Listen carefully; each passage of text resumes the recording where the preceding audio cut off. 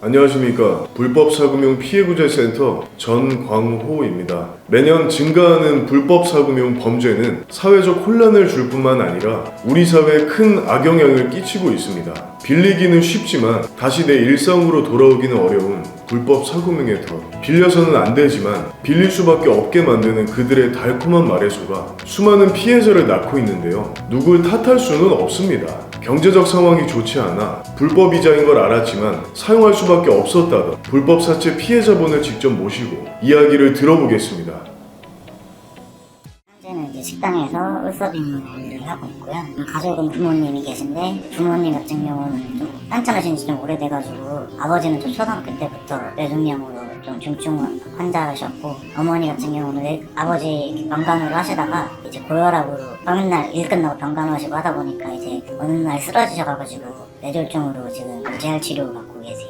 불법사금융을 처음 접하실 때 어떤 경로로 빌리게 되셨나요? 이제 보통 사람들이 이제 불법 사금융보다는 처음에는 은행권 대출을 했잖아요. 저 같은 경우는 은행권 대출이 안 나왔어요. 그때 왜냐 사대보험도 안 들어있고 그다음에 기존에 있던 뭐 핸드폰 요금 미납된 것도 있고 이래가지고 이제 은행권에서는 대출이 아예 안 나오다 보니까 다른 대출을 찾다가 이제 라고 좀 큰 불법 사금융 사이트가 있더라고요. 뭐 그쪽이 다 불법은 아니겠지만 대법 등록된 데도 있겠지만도 보통 그런 데에서 연락이 오면은 나중에는 다른 번호로 또 연락이 와가지고 그러니까 거기서는 원래 대출이 안 된다 이렇게 얘기를 하고 불법 사금융으로 유도를 하더라고요. 이용하신 불법사금융의 절차와 이유를 알고 계신가요? 제가 지금 여러 군데를 진행해오면서 느꼈던 게 처음에는 직장 번호 물어보고 재직 확인을 하고 소득 확인한다고 통장 내역을 달라고 그러더라고요.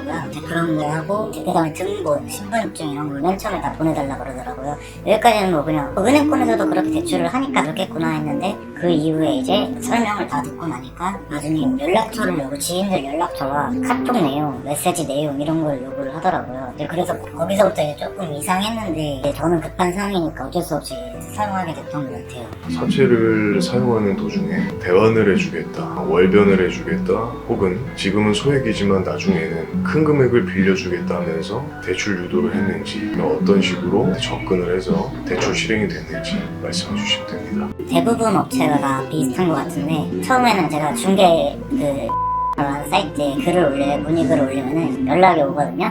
연락이 와가지고 처음에 아까 얘기했듯이 그렇게 상담을 친절하게 해주는데 나중에 조회를 해보니까 이렇게 안 된다 하고 이제 다른 번호로 다시 연락이 오는 거예요. 다른 번호로 연락이 오고 뭐 다른 번호로 문자가 오고 이제 급한 사람들은 그거를 보고 당연히 연락을 할 수밖에 없는 상황이고 처음에는 그 연락이 맨 처음 왔을 때는 이게 똑같은데 라고 해가지고 그렇게 설명을 했었던 것 같은데 생각해보니까 이제 절차도 그렇고 그런 걸 생각을 해가보니까 나중에는 되게 연락을 되게 많이 해봤어요. 연락을 되게 많이 해봤었는데 보통 업체들이 다 얘기했던 거는 소액부터 시작하면 나중에 금액을 올려주겠다 아니면은 전에 쓰던 데 있으니까 내가 빌려줄 테니까 그거 다 상환하고 우리 거로 다 합치자 이런 업체들이 되게 많았던 것 같아요. 불법사금융 한도는 상환일자는 짧아요. 이자는 비싼데 불법사채를 쓸 수밖에 없었던 사연이 있으시다면 한 말씀 드리고 정말 이 방법밖에 없는지 다른 길은 없었는지 말씀해 주시면 됩니다. 이제 보통 사채 쓰는 사람들이 다 비슷하다고 생각을 해요. 보통 형편이 어렵거나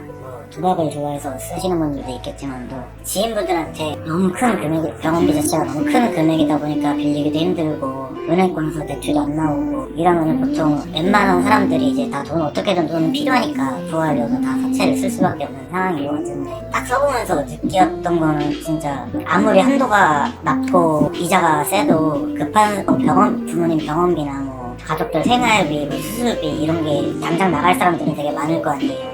저보다 힘든 사람들도 당연히 있을 거지만 그런 사람들이 정부 뭐 프로그램 같은 거 뭐 최장 생계비 누굴라면 해가지고 긴급 생계비 지원 이런 걸 해준다고 하지만 그마저도 조건이 되게 까다로워서 못 구하는 사람들이 엄청 많아요. 그러다 보니까 다들 저뿐만 아니라 너무 힘든 사람들이 어떻게 보면 쉽게 다가갈 수 있는 게 그런 정부에서 하는 거나 은행권 대출보다는 사채 쪽이 좀 손쉽게 쓸 수 있는 것 같아요. 불법사금융을 사용하시고서 업체는 한 군데에서 여러 곳까지 늘어나시고 총 3곳까지 그 과정이 어땠나요?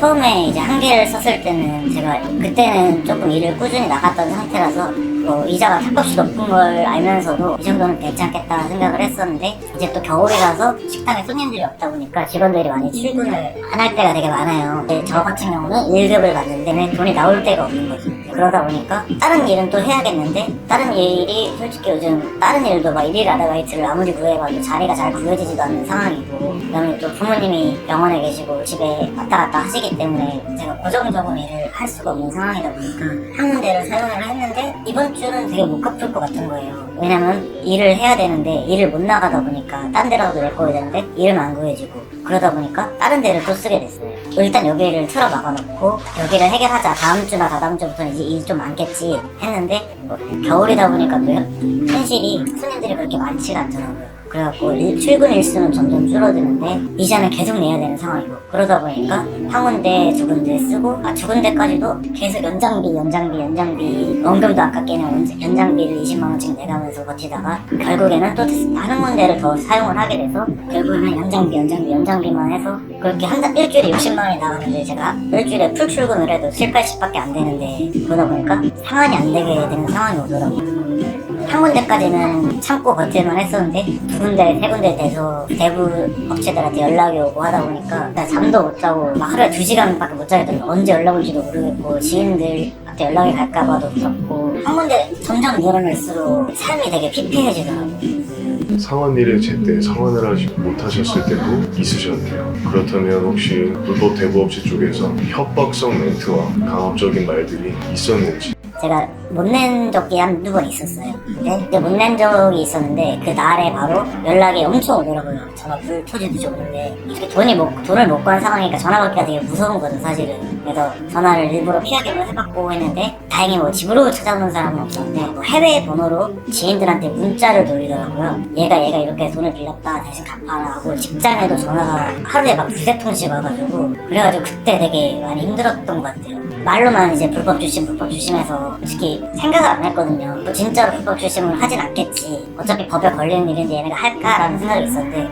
직장에 전화하고 지인들한테 문자 돌리고 이렇게 진짜 불법 주심을 하더라고요. 그다음에 없는 얘기를 지어내서 저에 대한 안 좋은 말을 전체 문자로 돌리고 전화를 해서 욕을 하고 그런 강압적인 일들이 되게 좀 많았었어요. 저희 불법사금융센터에 제보를 주셨잖아요. 제보를 주시기 전에 저희 센터를 알아보시기 전 공공기관이나 법률사무소 같은 쪽에도 도움을 청해보셨는지. 법률사무소는 솔직히 제가 생각은 아예 안 해봤고 왜냐면 법률사무소 같은 데는 이제 변호사를 써야 되는데 변호사 쓰는 것도 돈이잖아요. 그러다 보니까 제가 그런 여유가 안 돼서 법률사무소에서는 얘기를 못 해봤는데 그 예전에 불법 주심 들었을 때 경찰서에는 가봤어요. 경찰서에서 하는 말은 딱 그거였어요.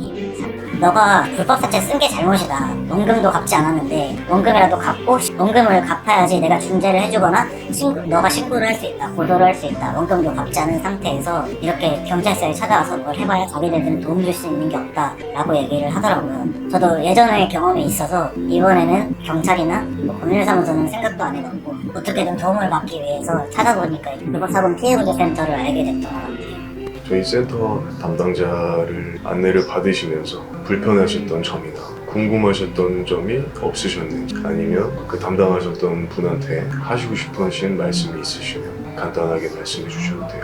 처음에 제가 불법사금 피해구제센터를 열심히 검색을 하고 찾다 보니까 그 사례들이 엄청 많이 올라와 있는 거예요. 그래가지고 여기가 공공기관은 아니지만 정부에서 하는 그런 건 아니어도 한번 어떻게든 도움을 요청을 하자 이렇게 해서 신청을 했었던 건데 처음에는 되게 막막했어요. 딱 전화를 처음에 하는데 어떤 이유로 전화를 주셨냐 했는데 참 사채 써서 이렇게 도움을 드린다라고 전화하기가 되게 좀 부끄럽더라고요. 그래가지고 처음에 전화를 드렸는데 오히려 생각보다 너무 친절하게 응대를 해주시면서 그런 일이 있으셨군요 하면서 저한테 과장님을 소개를 시켜주셨어요. 그 다음에 되게 짧은 시간 안에 소개까지 시켜주시고 제가 소개를 받은 과장님마저도 너무 친절하게 너무 잘 해주셨더라고요. 여태까지도 계속 친절하게 잘 저를 케어를 해주시니까 그냥 너무 감사드리는 것 같아요. 불법사금융 업체들이 하나하나 정리되는 거를 실시간으로 보셨을 거예요.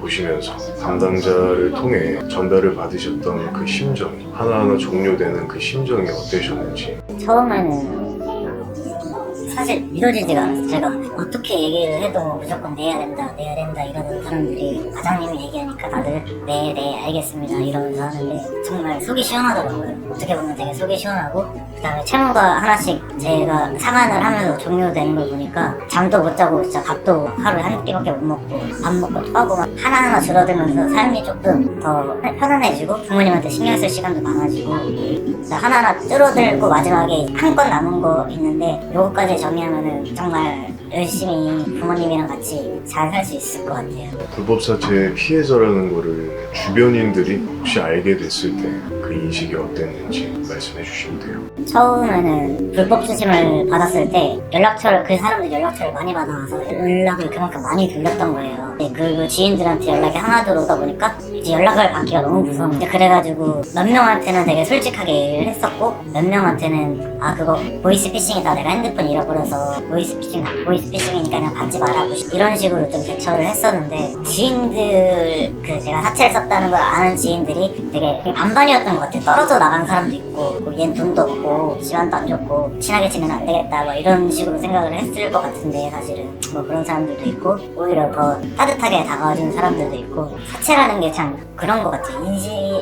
인권 대출이 아니다 보니까 사적으로 쓰는 사채라는 게 인식 자체가 사람들이 저를 애초에 낮게 보고 조금 무시할 수밖에 없는, 안 좋게 볼 수밖에 없는 그런 시선들이 좀 만들어졌었던 것 같아요. 직장 같은 경우도 사장님이 불러서 얘기를 했었는데 사장님한테 솔직하게 말씀을 드렸었죠. 그러면 솔직하게 말씀드리니까 그러면 내가 그래도 조금이라도 많이 불러줄게, 사람 없는 날도 좀 불러줄게 해가지고 직장에서 어떻게든 잘 해결이 됐었는데, 지인들 같은 경우에는 되게 떨어져 나가는 사람들이 많아가지고 이게 조금 마음 아프기는 해요.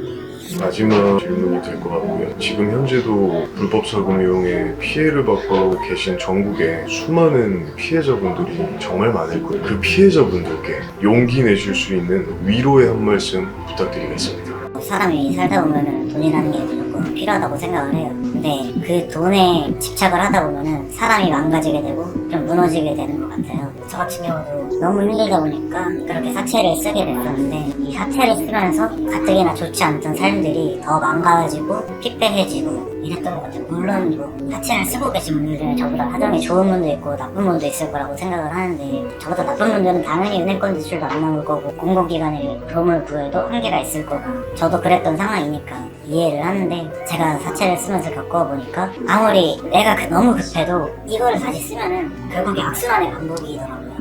지금 사채를 사용하고 계시는 분들도 그렇고 앞으로 사용할 예정이 있으신 분들도 있으실 건데, 그분들한테 말씀을 드리면은 급한 거 불 한번 꺼봐야 결국에는 또 급한 상황이 만들어지고, 사채는 결국에 악순환의 반복이라고 생각을 해요. 제가 겪어보면서 뼈저리게 느껴가지고 지금 피해 받으시는 분들한테 이렇게 말씀을 드릴 수 있는 것 같고, 그 악순환의 고리를 끊으려면은 어떻게든 자신이 용기를 내서 공공기관이나 아니면 불법사고 피해센터 이런데 용기 내서 제보를 해서 도움을 받는 게 중요하다고 생각해요.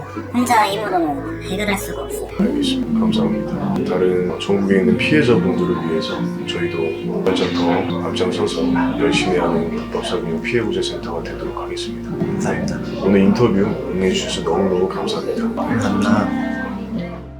피해자분을 만나 뵙고 진솔한 이야기를 들을 수 있었습니다. 이처럼 불법 사금융을 사용하시거나 사용을 해볼까라고 고민하고 계신 분들은 지금 이 영상을 보시고 그만 멈춰주시길 바랍니다. 현재도 불법 사금융 피해를 받고 계신 전국의 수많은 피해자분들이 있습니다. 용기를 내셔서 끝날 것 같지 않는 불법 사채의 덫에서 헤어나오시길 바라면서 저희 불법 사금융 피해구제센터에서 기다리고 있겠습니다. 영상을 시청해주셔서 감사합니다.